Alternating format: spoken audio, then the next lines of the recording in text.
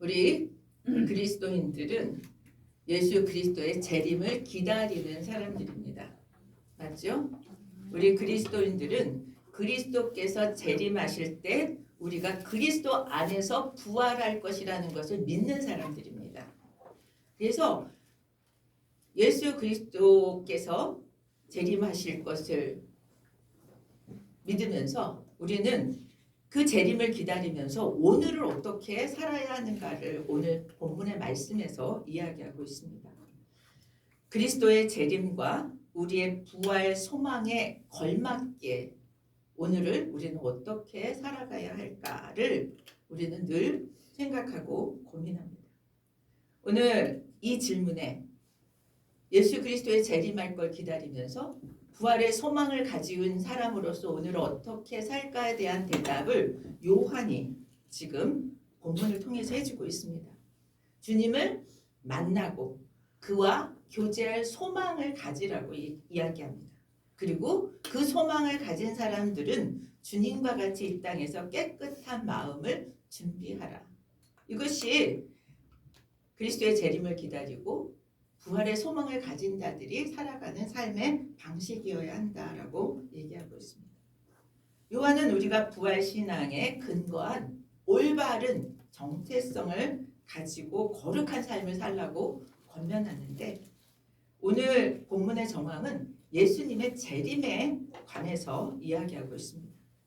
우리는 어떻게 예수님의 재림을 준비하면서 부활의 소망을 간직할 것인가를 오늘 성경에서 두 가지로 얘기하고 있습니다. 크게 하나님의 자녀라고 하는 정체성을 가지고 거룩한 삶을 살아라. 근데 그 거룩한 삶을 사는 게 뭐냐를 4절부터 얘기해요.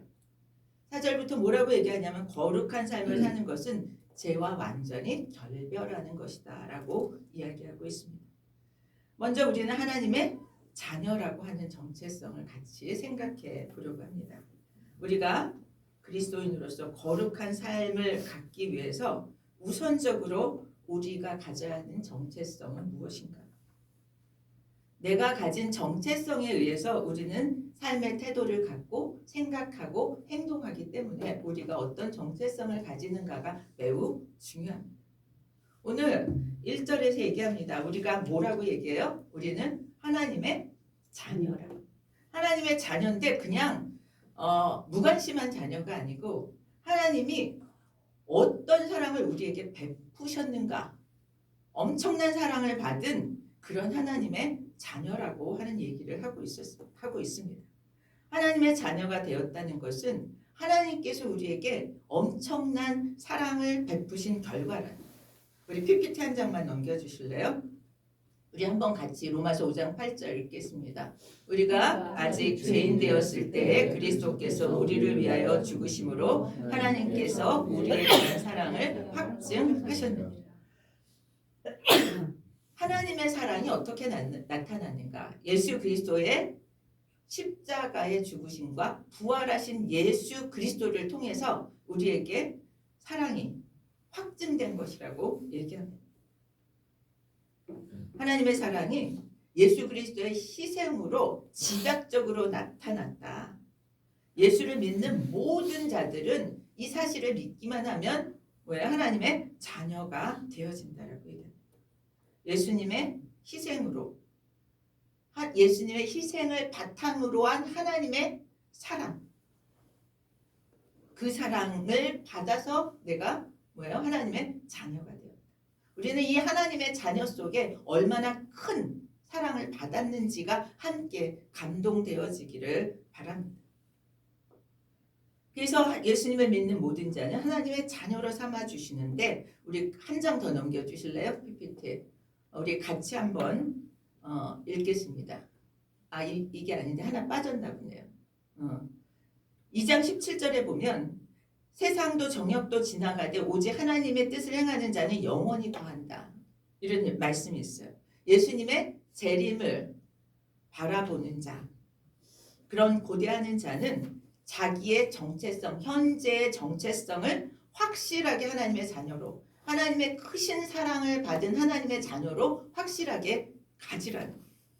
그렇게 되면 그에 합당한 행동을 하고 합당한 삶을 살게 되어진다. 내가 누구인가가 확실하지 않기 때문에, 확실한 믿음이 없기 때문에, 내가 그 희생의 사랑을 받았다라고 하는 확신이 없기 때문에 우리가 뭐예요? 그에 부합한 행동을 하기가 어렵다.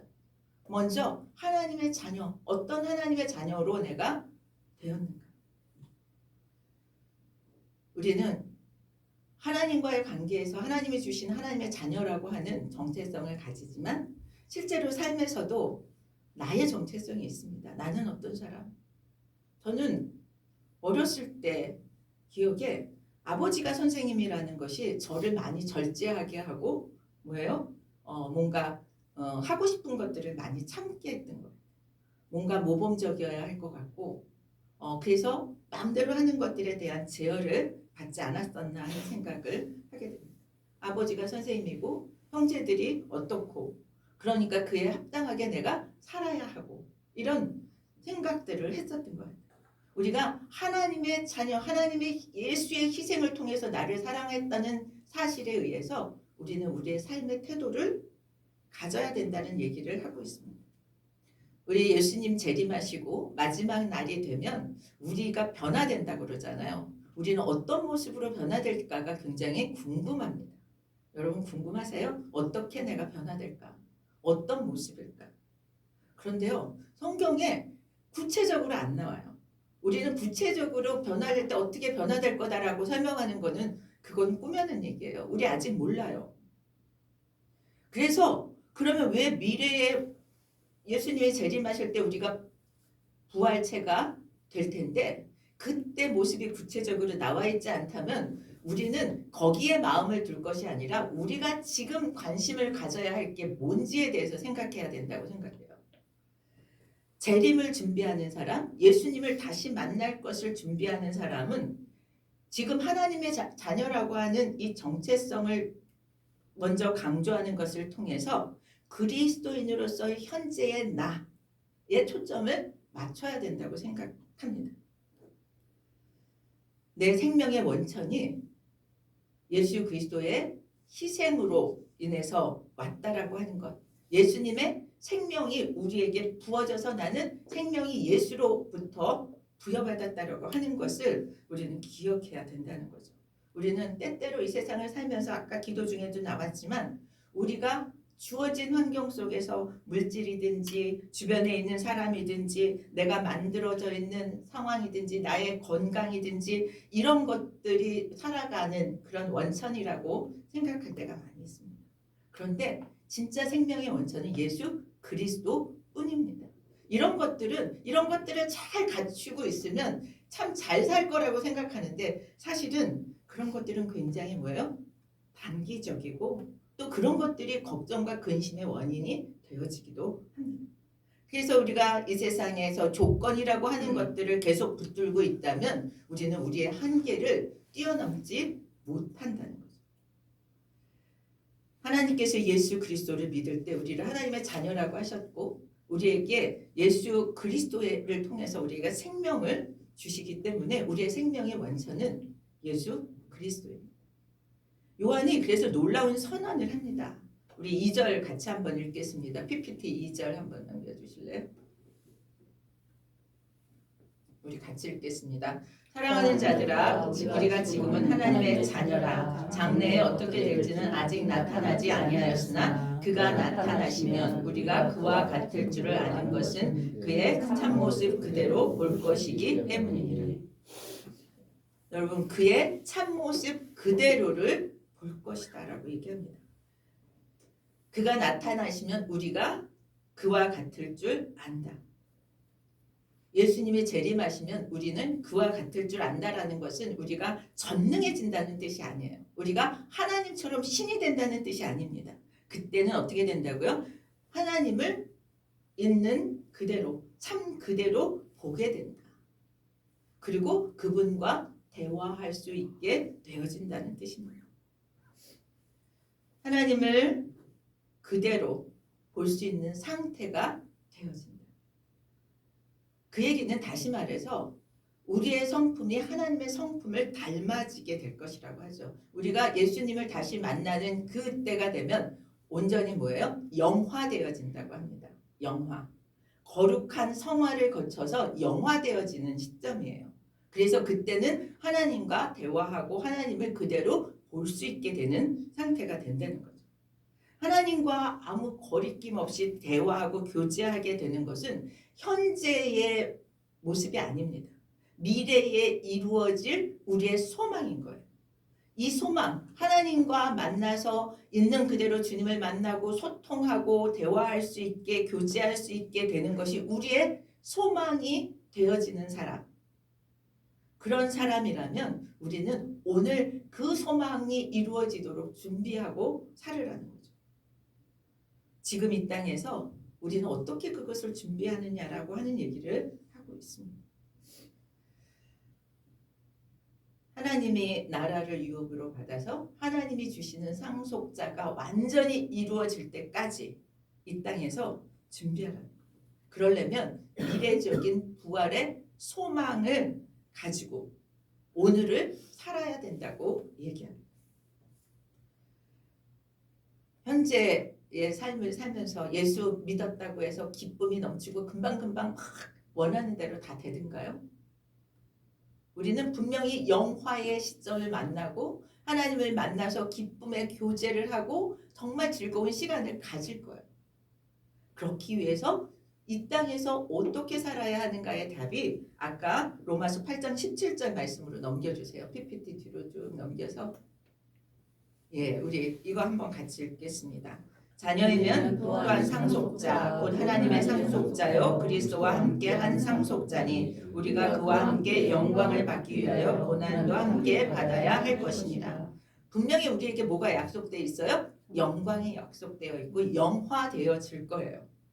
그리스도인들이 그리스도의 영광에 참여하기까지 이 현실을 잘 살아내야 되는데 현실이 우리가 사는 대로 어때요? 고난도 같이 끼어온다는 거죠. 예수 만난 그런 기쁨과 감사와 평강을 누리지만 때때로 우리는 고난을 만나는데 그 고난을 잘 견뎌내라고 얘기합니다. 우리는 분명히 예수님이 고난 십자가의 고난을 받으시고 정말 영광의 자리에 들어가잖아요. 우리들도 현재의 이 삶을 다 끝내고 그의 영광의 자리에 들어갈 것을 믿어야 하는 것이라는 거죠. 우리는 분명히 주님과 같은 영광의 몸이 될 것입니다. 지금도 우리는 의인이에요.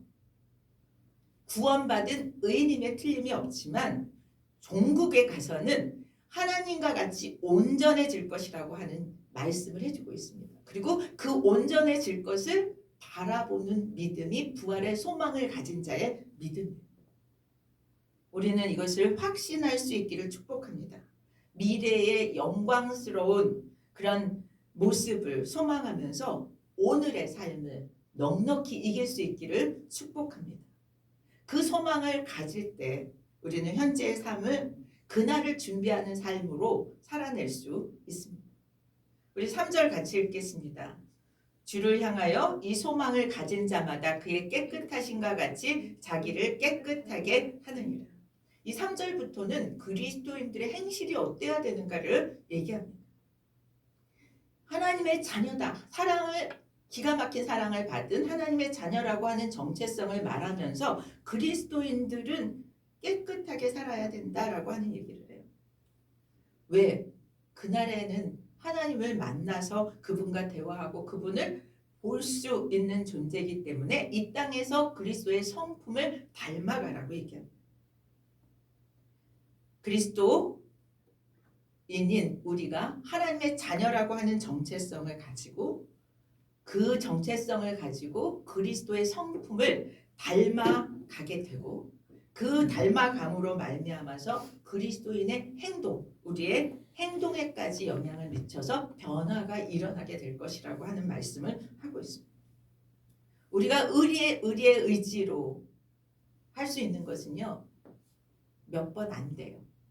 우리의 속성을 따라서 그냥 살아가는 것이 훨씬 쉽습니다. 그런데 오늘 말씀은 뭐예요?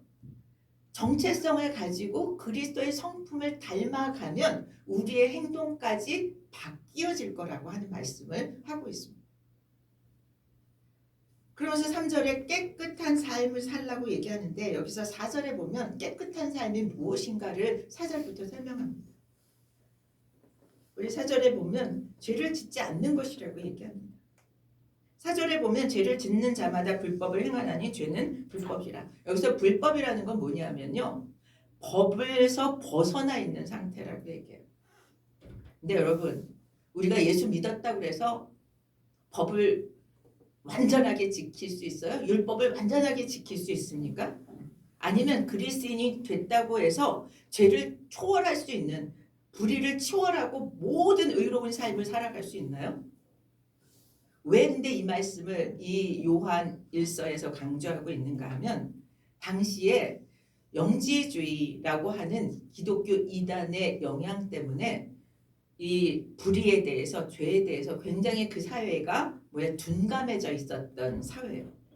그 영지주의는 어떤 거를 주장하냐면 정신과 물질을 이원론으로 보고 있어요. 그래서 몸이 무슨 죄를 지어도 그건 괜찮아요. 영혼만 잘 지키면 된다라고 생각하는 잘못된 그런 그 철학을 가졌던 그런 그 이단 종교였습니다. 그래서 영적인 것만 중요하다고 생각해요. 그래서 신비주의를 굉장히 좋아합니다. 그래서 영적인 체험을 하고 영적으로 뭘 좀 알면 더 높은 것을 안다고 생각하고 굉장히 특권을 가진 사람들이라고 생각해요. 굉장히 위험한 그런 생각입니다. 이런 사회가 이렇게 이런 생각에 좌우되어 있었기 때문에 그냥 영적으로 깨달으면 되지 이 세상에서 거룩하게 사는 거에 초점을 두지 않았던 사회예요. 그래서 그것을 지금 요한은 아주 강력하게 애써 거룩한 삶을 살아야 된다라고 강조하고 있습니다. 이런 생각을 가졌기 때문에 그들은 불법에 대해서 불의에 대해서 윤리적인 책임감이 없었습니다. 요한은 진정한 부활 신앙을 가르쳐요. 부활 신앙의 본질은 뭐냐 하면 미래적인 것, 미래에 부활돼서 하나님을 만나고 영광의 몸이 되어지는 것에만 초점이 있는 것이 아니라 부활의 생명이 현재를 생명의 삶으로 인도하고 지금 거룩지 않은 것들에 대해서 저항하고 하나님의 정의를 이 땅에서 실현하는 삶을 살으라고 가르쳐주고 있습니다. 부활신앙은요. 미래에 우리가 부활된다라는 것에만 초점을 맞추면 안 되고 현재의 부활을 준비하고 거룩한 삶을 통해서 생명을 지금도 누리면서 살으라고 하는 것이 지금 부활신앙의 요청입니다. 그래서 우리는 오늘도 거룩하게 살도록 부르심을 받았고 거룩하게 살아야 하는 것이라는 거죠. 그런데 우리는 그 일을 우리의 노력과 의지로만 할 수 없다는 거예요. 예수 그리스도의 사역을 통해서 이루어진다고 얘기합니다. 그래서 지금 뭐라고 얘기하냐면 죄가 없으신 예수 그리스도가 이 땅에 오신 이유가 그거라는 거죠. 인류의 죄를 대속하시기 위해서 죄가 없으신 예수 그리스도가 오셔서 희생 제물이 되어 주신 것입니다. 5절에 보면 그렇게 되어 있어요. 그가 우리 죄를 없애려고 나타나신 것을 너희가 아나니 그에게는 죄가 없느니라. 예수 그리스도가 죄가 없으세요. 그리고 죄가 없으신 그분이 이 땅에 오신 이유가 우리의 죄를 없애주기 위해서라고 얘기합니다. 예수님이 하신 사역이 뭐냐면요. 우리의 죄를 깨끗하게 하는 것, 또 이 죄의 문제를 해결하기 위해서 화목 제물이 되셔서 하나님과 우리 사이를 화목하게 하신 것. 세 번째는 죄의 상태를 없애려고 하는 것. 3장 5절의 말씀입니다. 그것이 예수 그리스도의 일이셨어요. 그러면서 예수에게는 죄가 없느니라. 이 말을 하신 이유가 있어요. 6절에 보면 뭐라고 얘기하냐면 그 안에 거하는 자마다 범죄하지 아니한다. 그 안에 거하는 자, 그 안에 거하는 자, 그가 누구예요? 죄가 없으신 예수 안에 거하는 자에게도 죄가 없다라는 얘기예요. 맞아요? 여러분? 예수에게는 죄가 역사하지 못해요. 그 안에 거하는 그리스도인들도 같은 상태에 이른다고 얘기합니다. 자동적으로 죄를 짓지 않는 초월적인 삶을 우리는 살 수 있지는 않아요. 그런데 이거에 대해서 우리 정확하게 이해해야 돼요. 우리 이것은 행위의 결과가 죄가 없다는 얘기가 아니라 우리의 삶의 그런 과정을 통해서 죄와 멀어지게 하는 삶을 살라고 얘기합니다. 예수 믿으면 획기적으로 변해서 거룩한 삶이 하루아침에 되든가요? 그런 사람 별로 없습니다. 지금 그리스도 안에 거하는 상태, 그리스도인이 죄를 떠나서 자기를 깨끗하게 한다는 것은 어떤 상태를 얘기하냐면 그리스도 안에 거하는 상태를 지키라는 거예요. 그리스도 안이라는 거예요. 죄 없으신 그리스도 안에 거하라는 거예요. 성경이 말하는 거룩한 삶은 행위의 결과가 아니에요. 그렇게 따지면 우리는 한 명도 여기서 자유로울 수 있는 사람이 없어요.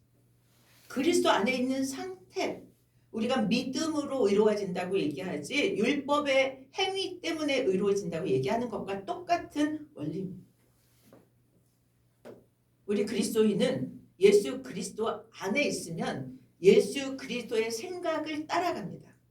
죄를 미워하고 거룩을 추구하는 마음으로 우리의 마음이 바뀌어요.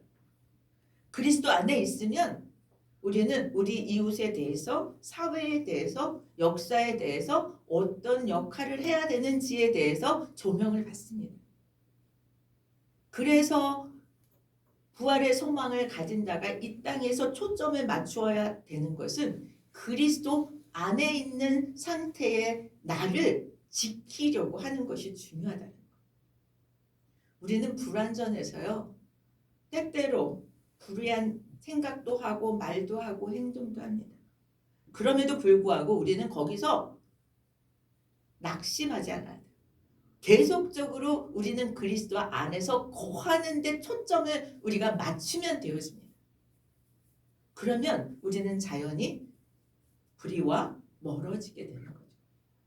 여러분, 그리스도 안에 거하는 상태를 유지하는 비결이 뭔지 아십니까? 아까 기도 중에도 나왔어요. 디모데후서 4장 5절에 보면 뭐라고 되어 있는가 하면 말씀과 기도로 거룩하여 지냅니다. 우리가 거룩해지려고 뭐 어떤 거를 애쓸 필요 없어요. 아침에 말씀으로, 기도로, 중간에 다시 한번 기억하고. 제가요 참 쉽지가 않잖아요. 아침에 새벽 예배마다 기도를 하고 말씀을 보고 이렇게 살겠다고 결단했는데 조금 있으면 거기에 합당하지 않은 생각을 너무나 잘하고 있는 거예요. 익숙하게. 그래서 제가 알람을 맞춰놨어요.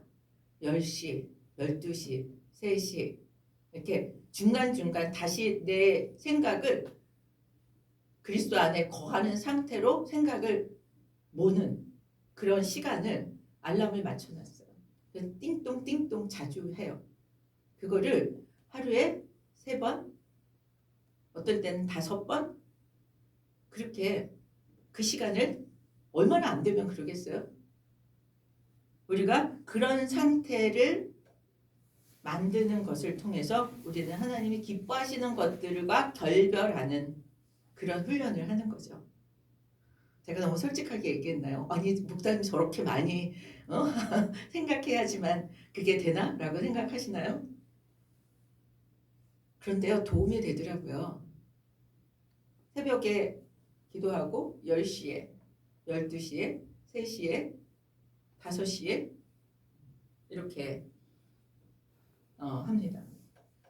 말씀과 기도로 거룩하여지고 말씀과 기도를 통해서 그리스도 안에 거하는 마음의 상태를 지키는 거죠.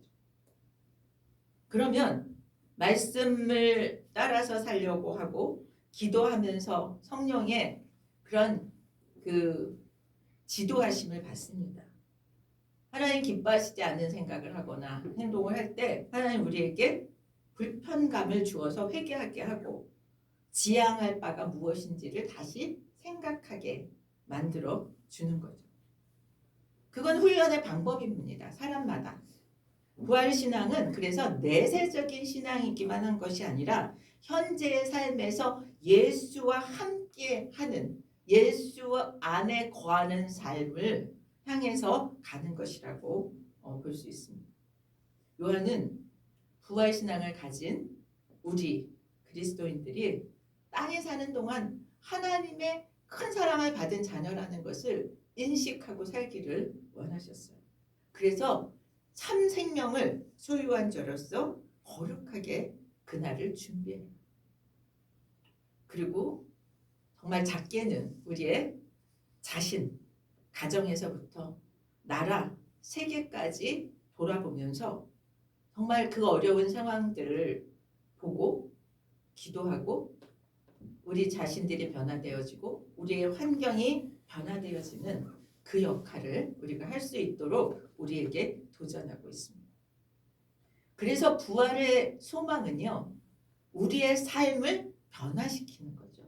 막 기적적으로 순간적으로 이루어지진 않지만 현재의 삶을 우리가 살아가는 목적과 태도와 방식을 바꾸어 주게 됩니다. 그래서 말씀은 능력이 있고요. 또 그 말씀을 받은 우리 그리스도인은 사명을 갖게 되는 거죠. 오늘 우리가 먼저 거듭났고 또 우리가 거듭난 우리가 부활의 소망을 가지고 그리스도 안에 거하는 삶을 살아감으로 정말 작은 변화들을 통해서 정말 우리 주변이 바뀌게 되고 가정이 바뀌게 되는 그 역사가 일어나게 될 때 우리는 우리가 있는 곳에서 변화의 주체가 되어지고 세상을 바꾸는 사람들이 될 줄 믿습니다. 이런 소망을 가지고 우리가 살아가려고 한다면 성령은 우리를 강력 도와주실 것을 믿습니다. 성령의 도우심을 구하며 우리가 그날을 잘 준비하고 그때 주님이 다시 오셨을 때 잘했다 칭찬받게 되기를 예수 그리스도 이름으로 축원드립니다. 우리 다 같이 일어나셔서 545장 찬양하겠습니다.